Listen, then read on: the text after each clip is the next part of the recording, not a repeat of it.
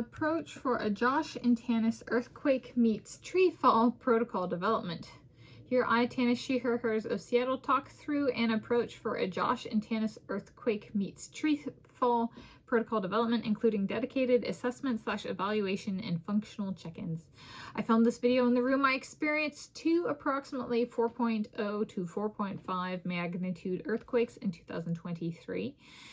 And a little bit of an update is I have a video on this channel where I showed a twist in a closet rack, and there was a closet rack that fell the night of 18 to 19 August 2025, and I went back and looked it up, and there was an earthquake of I was like, is there any chance that was like an earthquake, because it fell down again later. And I got or not, it fell down, then it got replaced, and then that one fell down. And I was like, doing some stuff, and it like clicked, and I was like, oh my gosh, was that an was that like residual damage from an earthquake? And I looked it up, and there was an earthquake of approximately 3.6 magnitude, approximately northeast of Forks, Washington State, in the evening of 18 August 2025, that night that it fell down, the closet rack. And I saw a McCone gravesite at Forks Cemetery in 2020 that spooked me then. McCone Hall was my building department when I attempted a PhD in geophysics at the University of California, Berkeley. Yeah, and so, yeah, there's a little bit of relevance for something potentially experienced, but like the closet rack experienced a lot more. I don't think it was like the 3.6 over closer, well, not closer to, well, closer to Forks, but like actually this way of Forks a little bit. I was like, I don't think it was the 3.6. I would muse that it would be the 4.0, the 4.5, and then that one did the closet rack in somehow.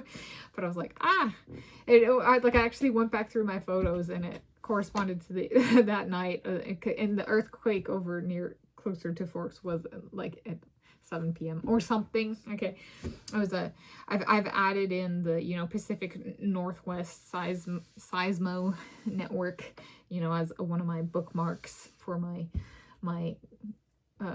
web surfing, so to speak. And it was an actual thing. If that is earthquake, cumulative earthquake damage, I was like, pat on the back for actually looking, and there was something. So there we go.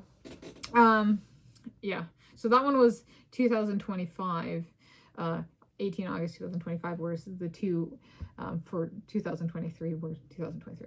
All right, so that's some fill for a little bit of where this video kind of got catapulted. I was like, maybe I should do something like, and so this is here we go.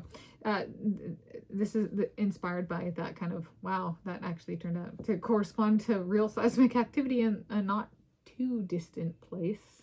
That might make sense for something. So going with the earthquake meets tree fall protocol, a dedicated assessment / evaluation. So inspection and documentation of each tree and our comments / notes.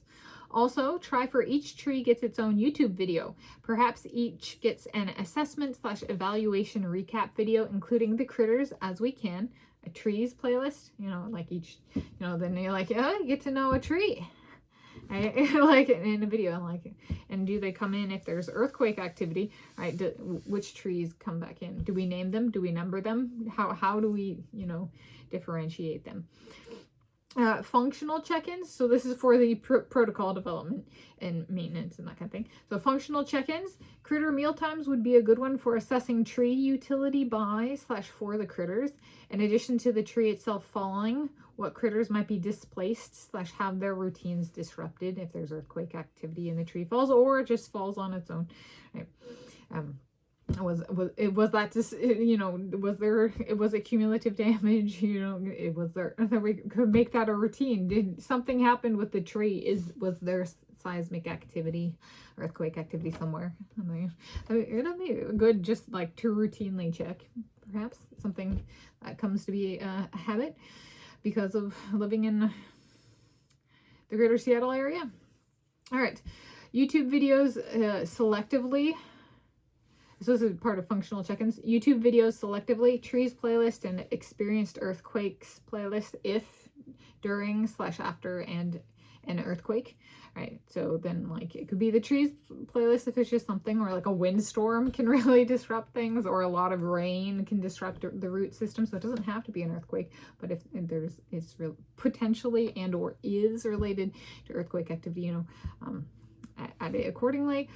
Earthquake centered evaluation. So earthquake of size, say 4.0 magnitude or greater, spur us to action in evaluating our protocol, taking notes / comments on any trees, and updating / reinforcing the protocol if / as needed. YouTube component aggregate summary for all trees. Each tree of interest, if any, gets its own video. Trees playlist and experienced earthquakes playlist. So essentially what that means is there's an earthquake 4.0 or bigger, then we go out and we check all the trees, and then we do like a summary video, and if there's like a tree of concern, so to speak, then like that tree gets its own video. And then what was it? Oh, you guys go back. You just had like that closet rack and the 3.6 was like, well, the 3.6 then if there's something and there's like a tree and like, or 3.6 is like, it doesn't mean don't check, but like, you know, like the YouTube component, to keep 4.0, like, I guess the 3.6 allows us to assess if we need to change things. All right, it tunes us in. Is there anything that caught our attention? Do we want to add this as a threshold? Like, because if we say we start with 4.0 and we notice like there's like a 2.3, a 3.6, and a 4.0, and like, whoa, we could really see something with the 3.6, well, then maybe we need to change it to 3.6. You know, so if we get more data points, then adjusting the protocol to incorporate what we have found for our trees to be a desirable check 'em all kind of magnitude threshold, so to speak. So that's an approach for a Josh and Tanis earthquake meets tree fall protocol development.